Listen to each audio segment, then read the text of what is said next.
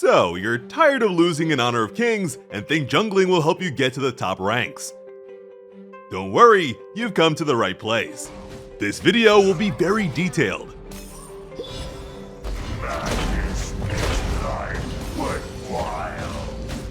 We're assuming you're entirely new to the role. For starters, the jungle role requires elite decision making and greater map awareness than any other. But what do you get in exchange for the pressure and difficulty? Well, along with many of the farm lane characters, jungle is most able to carry the team to victory.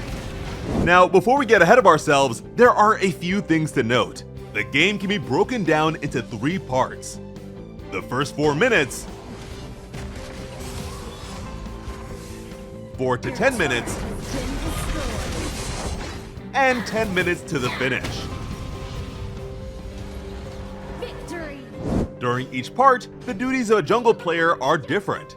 So let's get into the first 4 minutes, where your goals are to farm spawns and buffs,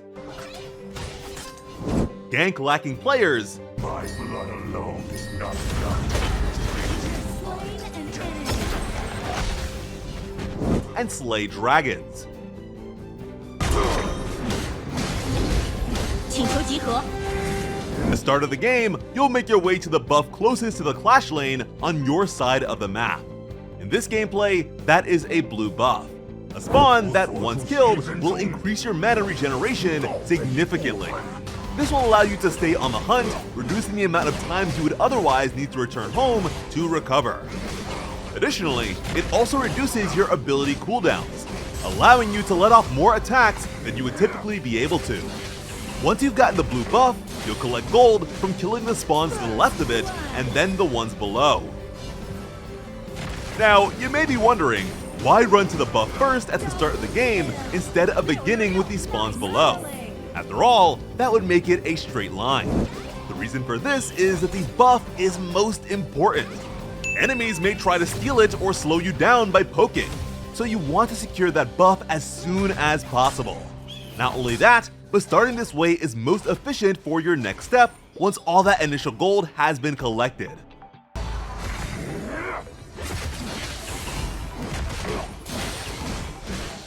First blood.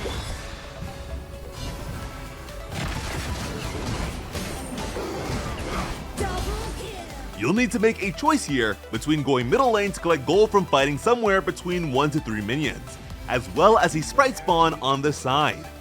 Sometimes all the gold in the middle lane will have already been claimed. But if there is gold to be taken, depending on the state of the game, grab it and make your way down to the bottom red buff. That little spawn first appears at 1 minute and respawns every 2 minutes. The value this provides in the early game is around the same as a buff, so it's definitely worth grabbing. But don't die trying to get it, and don't spend too much time fighting for it. Sometimes I envy the carefree life of the few.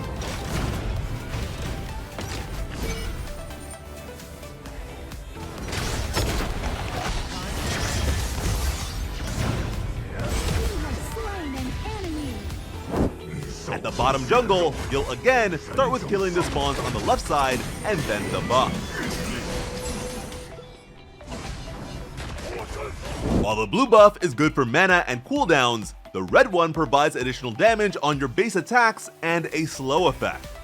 The slow effect reduces the movement speed of enemies hit by your base attacks, making chase downs easier. This is very beneficial, and you'll see why soon. Once the red buff is defeated, you'll notice you have 2 auras below your character.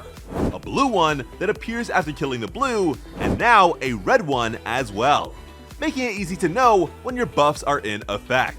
Next up is eliminating the spawn on the right of the red buff. Most likely, your team's shooter and support character are engaged with the enemy's equivalent. If you see an opportunity to easily secure an elimination, or possibly 2, make your move now. This is called a gank. Ganking is the act of surprising and ambushing an enemy player to secure a kill or disrupt the current situation. It's very important to note that if you don't see an opportunity, you should move on.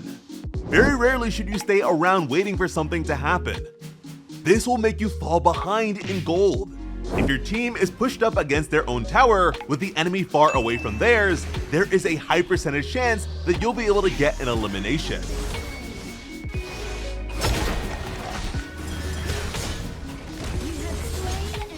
If your team has the enemy pushed up against their tower, it's unlikely you succeed in an attempt here.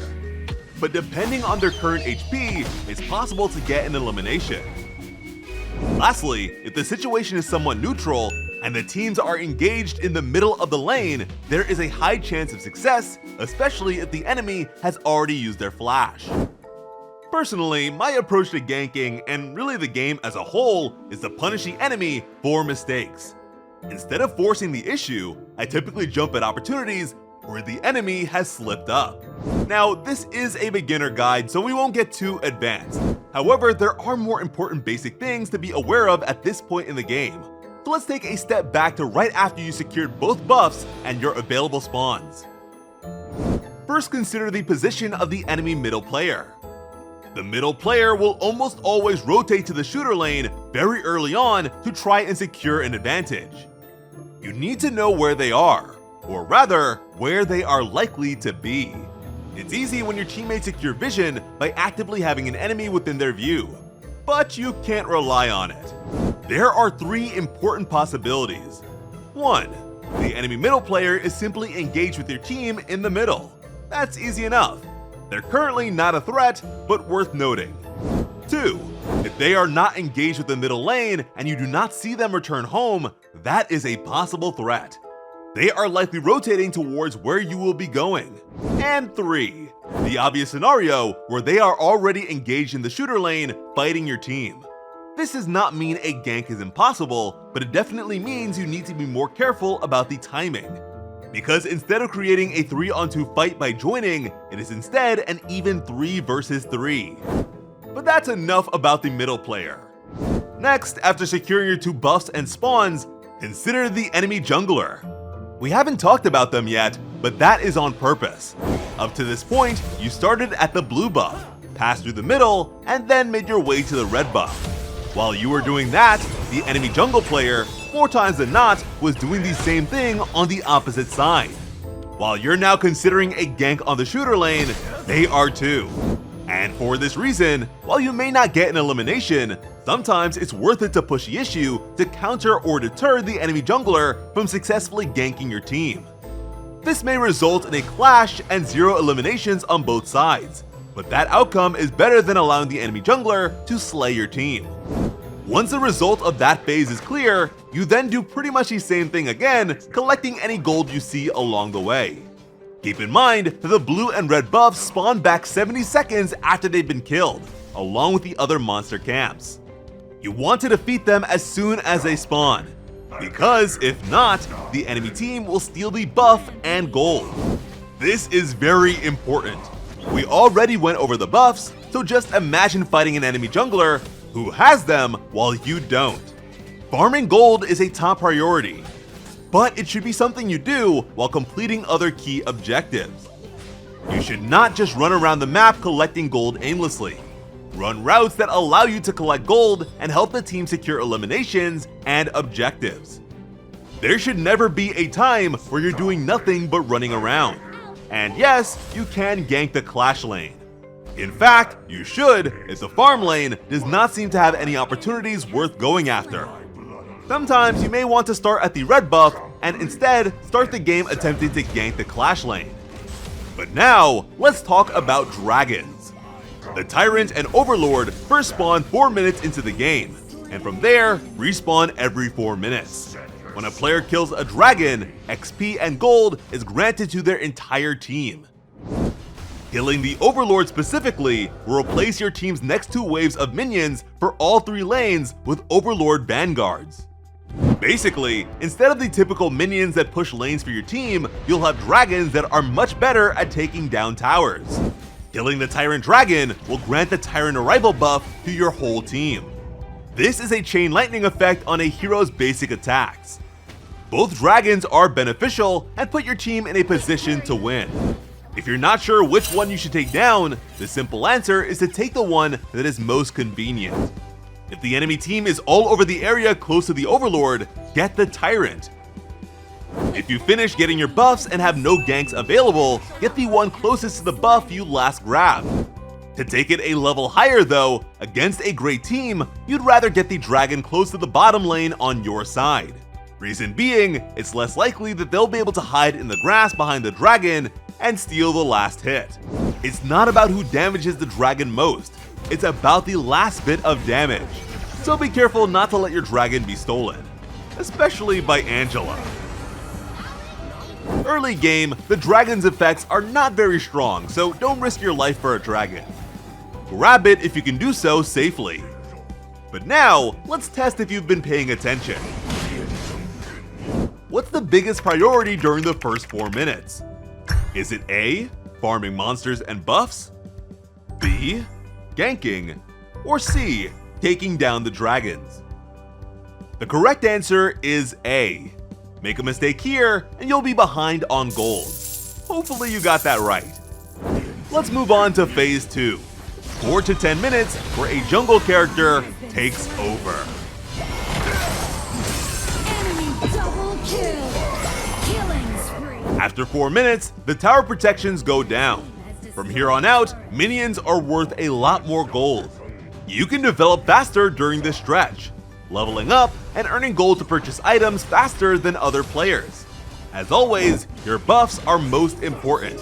Get them as soon as they spawn when possible. But there is one big change now. Unlike earlier, you don't need to kill the other spawns near your buffs. Your greatest money source during this stretch of time will be the enemy minions. After buffs, this is your highest priority. Of course, if you have no better opportunities to rush off to, you can and should clear the monsters. Gold is still gold after all. Once you begin actively hunting other players, it's worth it to note that you don't need to finish every kill. Simply damaging and making enemies burn their cooldowns is valuable. This may force them to recall or play cautiously, allowing your team to push towers. Besides the purpose of winning, pushing towers is important because it expands your team's vision. Your team also gets gold for pushing towers. Along with your team, push towers as aggressively as you reasonably can. Only when there is no opportunity to push should you then get dragons. Let's go over your priorities for this stretch of time.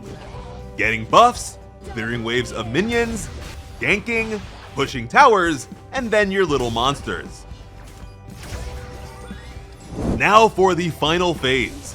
10 minutes until the end. The jungle character's weakest phase. Enemy double kill. By this point in the game, everyone has developed fully. Before this point, you had an advantage due to the jungle role developing faster. But now, that has passed. Earlier in the game, you may have been able to easily handle 1-on-2 or even 1-on-3 fights. But now, teamwork will be the key. Let's talk about the different types of jungle characters. Firstly, the speed types. With these characters, you'll want to try 4-on-1 strategies, pushing towers and pulling the enemy defenses apart like this. An enemy has been slain. If your team has an advantage, whether that be in numbers or total health, consider joining and helping to finish out the battle. Otherwise, continue pushing towers. For fighter type heroes, you have a high ability to catch and finish enemies.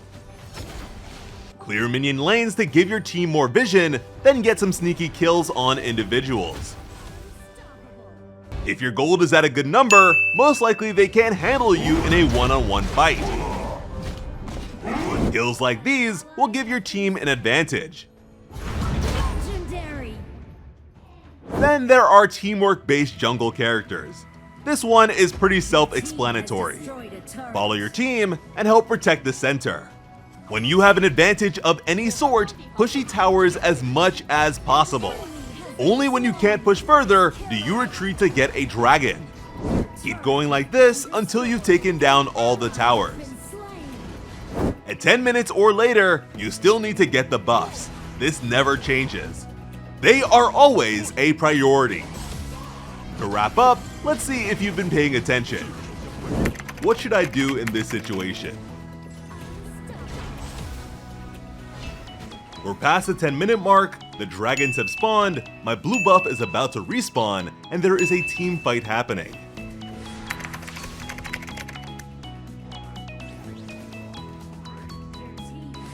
The answer is that I should join the team fight.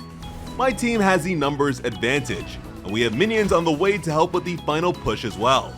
If the push fails, we can fall back and potentially secure a dragon. Remember, always push the towers as much as you reasonably can. Hopefully you got that one right. Now you know how to play jungle at a beginner level. Comment teach me if you want us to make a higher level jungle video teaching strategies that really win games.